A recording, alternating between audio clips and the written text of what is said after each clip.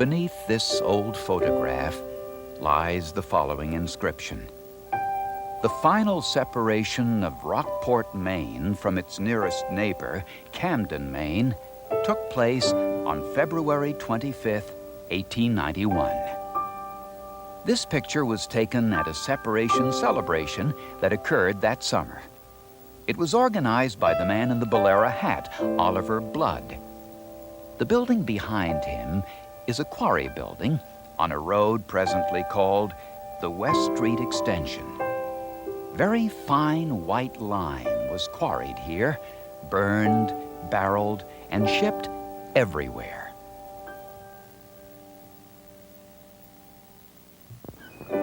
This is Rockport, Maine in the summer of 1991, the 100th anniversary of the town. The video you are about to see tells the story of Rockport, what it was like to live here, why it separated from Camden, and what it has become today.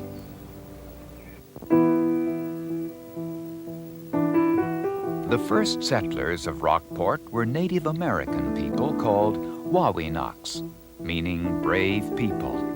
They built small communities, fished, hunted, and lived peacefully for over 1,000 years. Nobody knows which white men first saw the Camden-Rockport area, then called Camden Goose River. It is believed that many explorers may have sailed along the Maine shore, but it is known that in 1602, Bartholomew Gosnold sailed this coastal area and noted in his captain's log the, quote, sylvan beauty of what was to become Rockport. 3 years later, on May 18th, 1605, at 12 o'clock noon, explorer and Captain George Weymouth, in his good ship Archangel, came to be the first white person to explore the Knox County region. He and his men quickly made contact with the Wawinoks. Camden Rockport was called Megunticook by these first Americans. The Indians and early settlers got along well. Tragically, the introduction of smallpox by the explorers completely decimated this tribe by the end of the 1600s. The first colonial settlements in Maine were founded in 1719, but the Goose River area was not settled until 1769.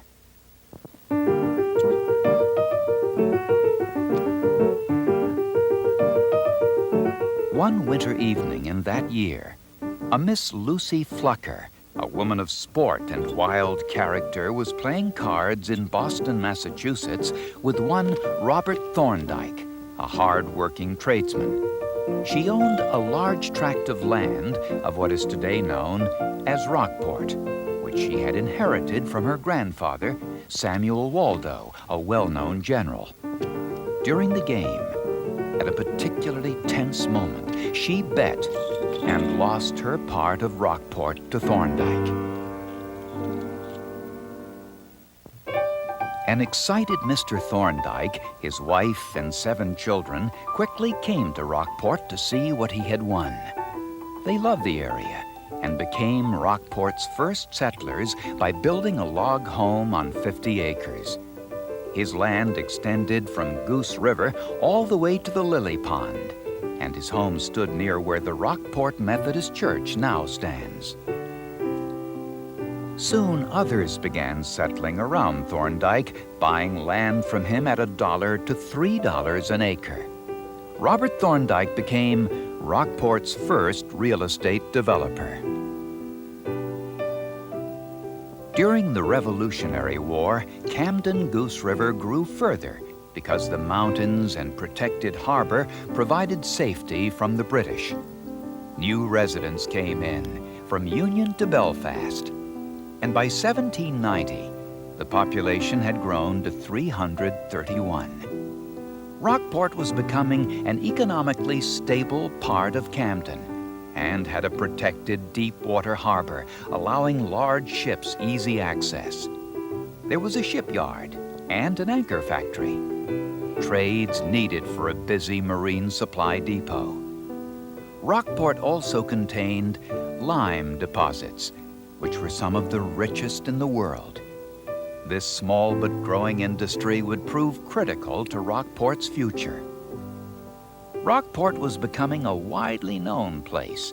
People wanted to live and work here. A Rockport resident said at the time, "Owing to the large number who want to be engaged in agricultural and nautical pursuits here, our limited space may compel us to omit them."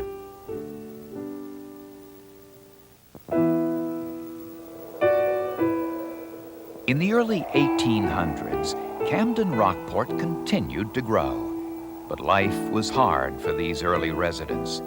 Summers were short, the soil not particularly fertile, and mid-coast Maine was a long way from Portland and Boston.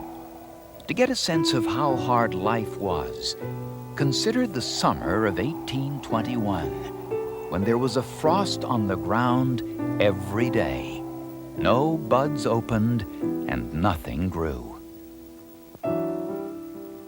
As far as the census and tax folks were concerned, Camden Rockport was one town. But to the residents of Camden and Rockport, there were two distinctly different towns. Camden had a larger downtown area and more wealthy citizens, while Rockport had the lime industry and a profitable ice business, which employed many more people. Camdenites looked down at Rockport folks, and Rockporters thought Camden folk were superior. Although there had been differences between the two towns for many years, those differences became more serious by the late 1800s. Rockport boys would get over by the line, and then we'd stop. They used to say, Camden bums live on rum. Yep. And we'd say, Rockport paddywhackers live on soda crackers. They used to get out there by the quarries of the town line, throw rocks to each other. It was a pastime for in the evening. There was always a difference in the class of people or in Camden and Rockport. And when Rockport needed help to restore a bridge, to rebuild a bridge across Goose River, Camden did not want to help. And there was, I just think that sometimes Rockport felt too that there was a sense of jealousy, and we never could figure out why. Hostility between the two towns exaggerated a dispute in 1884 over whether or not Rockport should have a new iron bridge over Goose River. Camden residents felt the old bridge was sufficient, but Rockport residents wanted a new bridge that would be safer. Camden residents didn't feel that they should pay for this luxury. They insisted that the Rockport part of Camden separate and become its own town. They decided that Camden wanted to withdraw and wanted to go on their own, and so I think Rockport said, good enough, go. That was just about the idea of the thing, you know. They just felt that, well, we can do it alone. In 1891, the tension between the residents of Camden and the Rockport part of Camden reached a fever pitch. As the newspapers reported it, today, February 25th, 1891, Rockport, Maine and Camden, Maine have finally decided to separate. The two communities have little socially and economically in common. Rockport is the more rural in character, while Camden has established itself as a center of trade. In a recent meeting, a climax was reached. Several brawls have been reported in recent days. Camden sent a petition to the state capitol requesting they be allowed to split from Rockport. The fight was thus carried to the State House, and finally the day came. Each town has gone their separate way. After the separation, Rockport residents established a town office with a town manager, selectman, a fire department, a road building officer, a health commissioner, and its own school system. By this time, there were 2,314 residents in Rockport. As the 20th century began, affluent residents from places like New York, Philadelphia, Washington, and Boston began coming to Rockport to build majestic summer homes. These residents, whose children and grandchildren are still part of Rockport life, contributed greatly to the town by making large grants to social services and public works. Rockport was more than just its thriving village. In fact, most of the town of Rockport was inhabited by vegetable, fruit, and dairy farmers. And most Rockport residents, townies, and country folks shared in common that their life was hard and that they were poor. You had to save and skimp and try to shovel snow, whatever you can find. All the kids shovel snow. I shovel snow. Cost 25 cents an hour. We shoveled snow. We shoveled the sidewalks and shoveled across the bridge, and all the sidewalks were shoveled in those days. And the kids did it. And it's all handwork, actually. You know, you hired a neighbor that had a team of horses plow and harry your garden. From there on, it was hoeing hand and weeding. My father used to use his his horse and wagon, and every Saturday would go to Rockport to peddle eggs and butter. And as a little girl, I used to go with him. And that's when and how I learned to make change. Businesses flourished. Rockport Ice Company, the Story Shirt Factory, the cooperage and grist mill of S.C. and H.L. Shepherd Company, not to mention the carpenters, masons, boat builders, sail makers, and granite workers. Most important economically, Rockport was to become the center of one of the greatest lime-producing regions in America. Rockport's lime industry, the largest employer in the area. The quaint, charming, and quiet Rockport of today was, around 1900, an industrial, noisy, smoky place. The lime kill dominated the town. Freshly cut lime rock was brought from several local quarries to the kilns for processing. The kilns were huge, pressurized ovens that baked the lime, which was then bagged and used for cement mortar. They would go out on a platform with cables coming down to four corners of the platform with no sides on it at all, and just stand on that platform and go down hundreds of feet down into that quarry. The Jacob Quarry that's right beside the Union Street is the deepest one, and I remember looking down in there, and they looked like flies down there. And down in there they were drilling and blasting, and lots of injuries.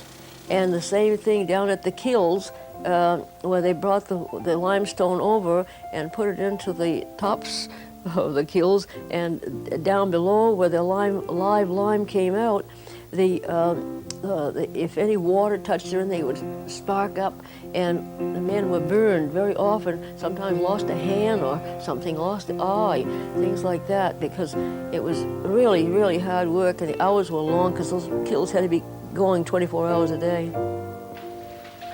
They smoked up the whole town. Sometimes the smoke literally obscured the sunlight from the Rockport skyline. We had the best lime in the world in Rockport, Camden. Best lime in the world. And the reason we lost it, because China had good lime and they could produce it for 1/3 of what we were doing. That's the reason we lost it. Today, down in Rockport Harbor, the Rockport Lime Kill Historical Society has restored the old kilns, and you can get a feel of what they were like when they were operating. You could come into Rockport Harbor, and the place was so full of boats that you could walk right from one shore to the other, boat to boat, because there were boats in there bringing in wood, to burn the lime kilns, boats in there loading for lime, and then boats in there loading for ice, for the Rockport ice.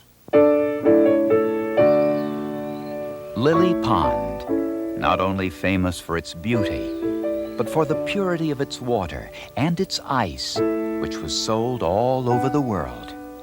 You didn't make ice in them days. No one knew how. You didn't have a machine that made ice. There was no, the only ice there was anywhere in the world is what was cut off in Lily Pond or some other pond. The Rockport Ice Company provided work for the men who cut it, and summer work for the men who stored it and shipped it. The ice was cut by hand, and it had big saws, and you'd only have one man using those saws because he couldn't get on the other end. It was in the water down below. And then they were put onto sleds with horses that are called jiggers. They were hauled over to the ice houses across the harbor below Mechanic Street. And that had about 3 or 4 big ice houses. And they went on a conveyor belt and were hoisted up on a conveyor belt, so that was stacks and stacks of chunks of square ice.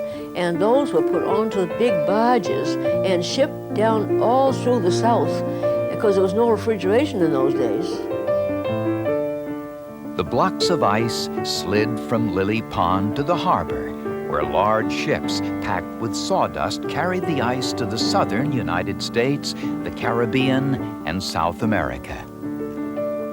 They used to call it the Rockport Blue Ice because it was so clear that you could put a dime down, set a cake of ice on it, and look down through the cake and read the date on the dime.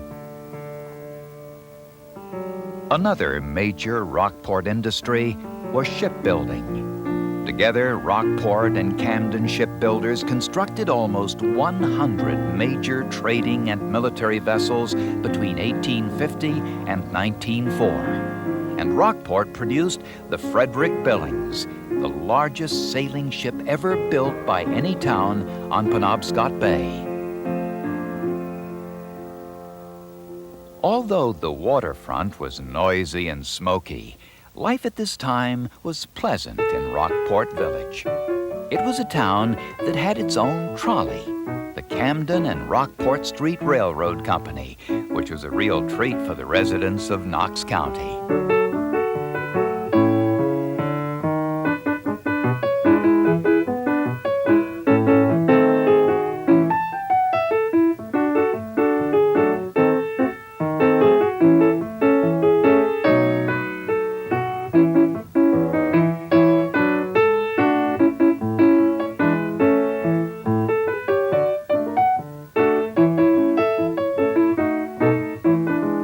Set up by the local electric company, it took people from Warren through Thomaston and Rockland to Rockport and Camden.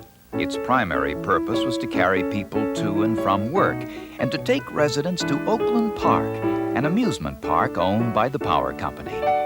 It was a beautiful trolley, and in downtown Rockport, the trolley tracks crossed into the town on the very bridge that had split Rockport from Camden. 1904, a year for endings. That was the year the last commercial ship was built in Rockport, and also the last year for the ice industry, which came to an end with the introduction of refrigeration. Today, the lilies still grow in Lily Pond, but the water, though not as bad as it was 6 years ago, is not good enough to drink.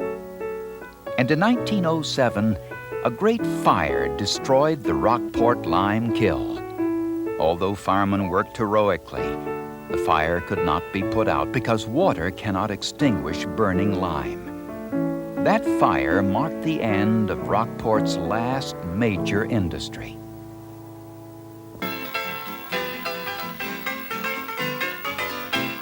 America entered the 1920s filled with hope and optimism and the gay feeling that the future was bright.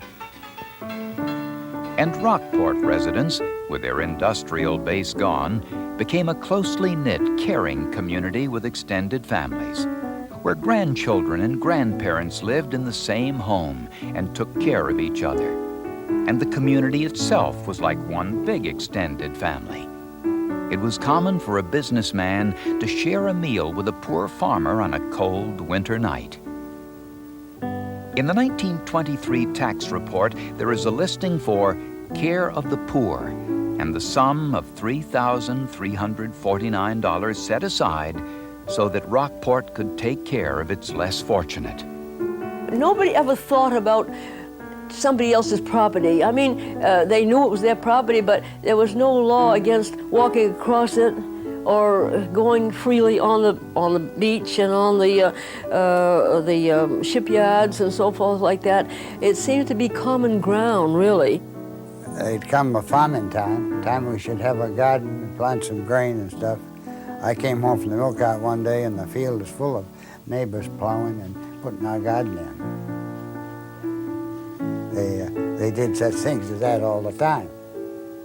My father, every spring, he would take his tractor and he'd ride down the road and he'd stop at these different places, plow up their gardens, and then go back so many days later and harrow them so they'd have a garden. That's just one example.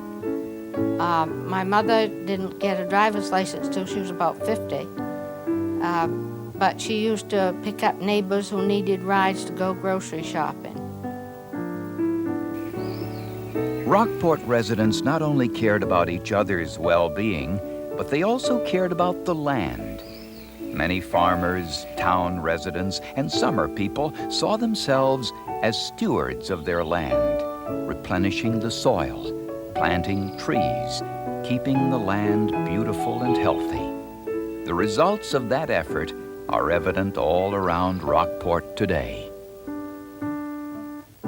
To properly educate its children, Rockport built its own school, and it was proud of it. All the students sat in one large room, and yet it provided a first-rate education. I went there in what we called sub-primary, now they call it kindergarten, through the 6th grade. My class, and there was a class of 2 of us, Carolyn Andrews Pendleton and I were the only 2 in the class for several years. We were the first class to go to Rockport as a junior high in the 7th. What a transition to go from a class of 2 to a class of 30 or 32. Yes. But we were well prepared. We did fine. They did well in part because they received a solid schooling, not only encompassing Latin, French, domestic science, but U.S. history, bookkeeping, ancient history, English, mechanical drawing, chemistry. In contemporary terms, it was a complete education. The whole high school was in one big room. And you knew what class you were in just the same, even if you were in one big room. And they did have a lab, and they had some other things like that on the 2nd and 3rd floor. And they had some other classrooms on the side. But the 7th and 8th grade were together, and the 6th and 5th and 6th and like that. And I think that it was pretty darn good education, really. And even if there was such a big storm that there was no school, we always got there just the same. There was no stopping us from getting to school. That was priority in our family. Nobody thought of ever leaving school. School was something you had to do and enjoy. When school let out and summer came, it was a wonderful time in Rockport. There were swim meets held in the harbor, camping and hiking in the hills, a carnival, and Oakland Park, a fabulous amusement area. The teenagers loved it all. They had a pavilion, a big dance hall, a dining room, ice cream parlors, a ferry boat, and all the families and all school children and the Sunday school children all went there for picnics. And they had ball games, baseball games, at least 2 a week, and sometimes they had dances 3 times a week. It was really something in the summertime, and it was beautiful. If you ever saw the moon coming up out of the bay, and on a nice waltz with a nice guy, you know, it was beautiful, and I loved it.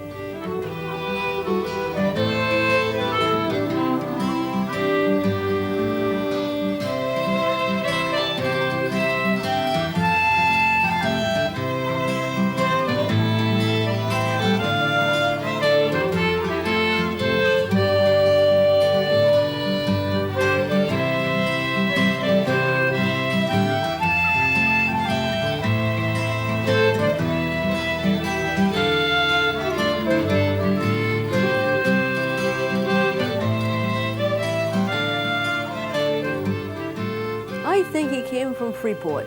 And they were up there, and I think his father was a minister. And so we were about 14, I guess, or something like that.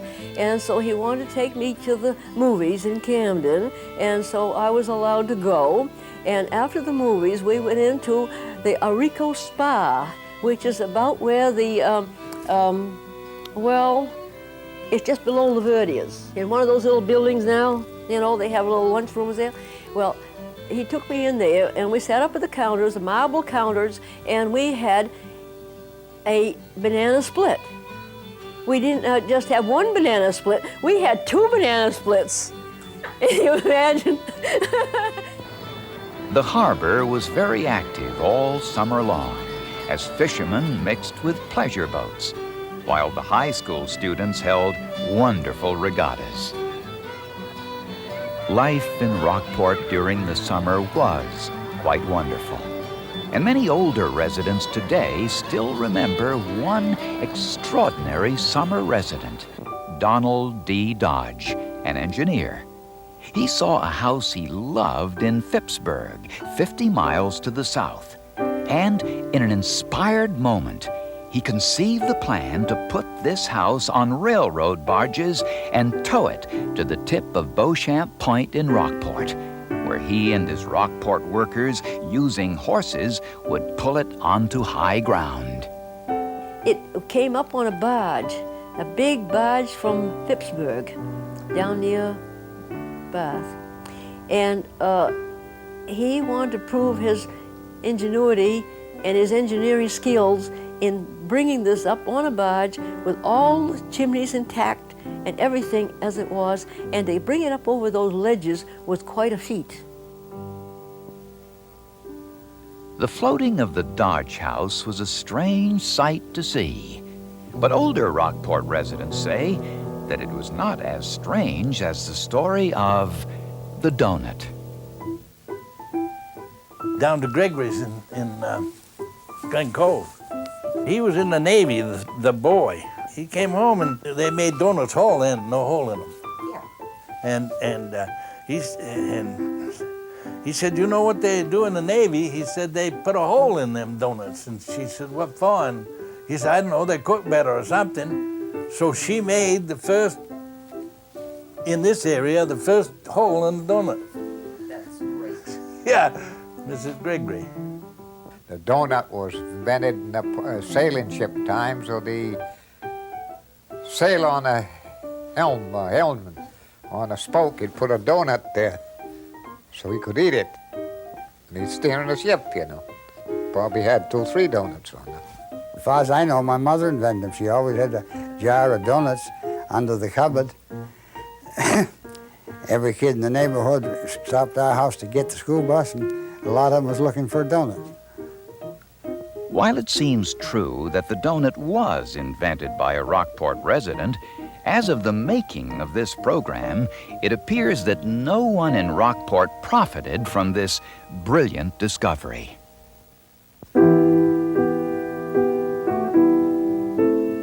Everything changed for Rockport citizens and for the rest of America after October 1929. The Great Depression hit Rockport hard, but because of the rural farming communities and their ability to grow food, Rockport residents did not starve, but they had no money to improve their homes and their industries. If we had a depression now, people in the cities and in any congested area will be hurting. But as far as out here where we were, I mean, it wasn't too bad. The Depression is supposed to be hard times, but you had more free time, and you had to make your own way. And like if we played ball, we had to get our field and fix it up, and somebody had a bat, and somebody had a ball. If we went skiing, we had our homemade skis. We had to make our own ski trails, our own jumps, and I think it was good for you. There was a woman, a wealthy summer long-time resident who loved Rockport and its people. She was a member of the well-known Bach family, and her name was Mary Louise Bach. Mrs. Bach was a perfectly lovely person, and a tall, stately-looking lady, and she treated everybody just the same. There wasn't a feeling between these people to the other people, but I think that a lot of the natives felt, lower by themselves, But she really felt the need for help here, and she did so much. My oldest brother got a loan from Cyrus H.K. Curtis, Mary Louise Bach Curtis's father, because my father was working for him at this time, and he got a $500 loan. And so when he went back to pay it, he says, no, he says, pass it on to the next brother. And so we did, and they passed it on all the way down through the family. Mary Bach contributed to individuals in the town by rebuilding their houses, loaning them money for school expenses and for their businesses, and by rebuilding the decaying harbor. She saw to it that the harbor area had ample places for boating, bathing, and housing. And Rockport's harbor began to attract ever larger numbers of tourists. Mary Louise Bach was an extraordinary woman. She established the Curtis Institute, a summer music school and performing arts center. Famous musicians came for the summer to delight the ears of locals and tourists. Within a few short years, Rockport came to be known as the summer music capital of America. Musicians who came and brought their families included Fritz Reiner, Eugene Ormandy, Samuel Barber, and Giancarlo Menotti.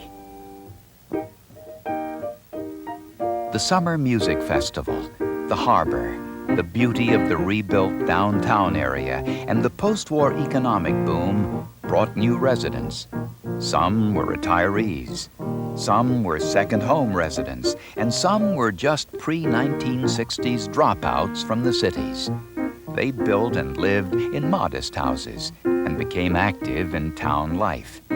They were welcomed and helped by the old families of Rockport, and the bond that was established between the, quote, Mainers and the newcomers made Rockport a special place to be.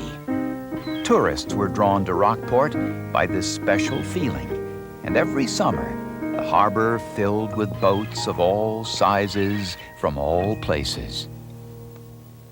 All the new people in town, they come here because they like the place we got. I guess they got treated like everybody else, as far as I know. I didn't never wasted any time being different to them. I don't know that anyone else ever did.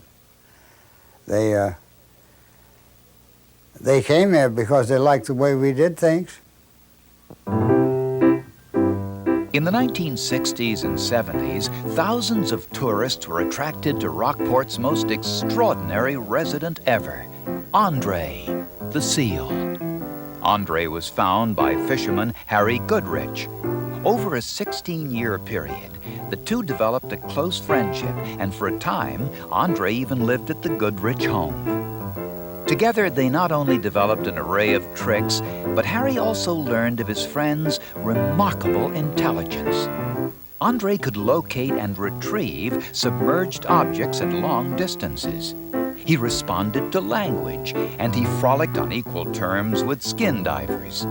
Word about André quickly got around, and when Harry and André practiced tricks in the harbor, a crowd often gathered. By the early 1970s, the crowds grew quite large, and André began attracting nationwide media attention. There were many articles written about him, and he even appeared on national television. André was more than an extraordinary pet. He was also a town character who was named Honorary Harbor Master because of all he had done for Rockport. Although he roamed free from Boston to Maine, he never failed to return home. When André died at 22 years of age, Jane Wasey designed and built a sculpture of his likeness, which now sits facing the sea at the head of Rockport Harbor. If you drive up Route 1 from Rockland to Camden, You'd never know Rockport was there unless you turned right on Pascal Avenue. Many Rockport year-round residents wish that folks didn't know that Pascal Avenue takes you to Rockport. But each year, folks do know, and several 100,000 tourists pass through. Today, Rockport, Maine is home for 2,854 well-known and not so well-known extraordinary, ordinary residents. Rockport is also home to the International Film and Television Workshop and the world-famous wooden boat building school, the Apprentice Shop. But perhaps the most famous spot in downtown Rockport is the Rockport Corner Shop, where locals, outsiders, and tourists alike gather to enjoy good food and good people. Rockport and Camden get along just fine these days. The children of the two towns share the same school, and the adults have finally decided to connect their sewer line. Back in 1891, the dispute over rebuilding Goose River Bridge sent Rockport and Camden their separate ways. In the century since, the bridge has been rebuilt numerous times, and Rockport has experienced many changes. And the view of Rockport Harbor is still breathtaking. It is the most beautiful spot, and I love it. I love the people. I think that Rockport is a wonderful place to live, and my father spoke about it the same way. He says in this letter that he had written to me one time, and he says, I'm looking down on the harbor and thinking of it as it used to be and how it was before man came here. And then he says, and now I can feel so good in standing here, and never did I realize, he said, that I would have part in making this so beautiful. So you see, the love has stayed with it, and it stays with you. I've been following the same footsteps as my forefathers have for 5 generations right here. Nothing like it. There's nothing like it. Of course, I wouldn't trade no place on earth for Rockport, my home. The life, the living, freedom, your way of life, your neighbors. The good will always be here if you use it, if you work it.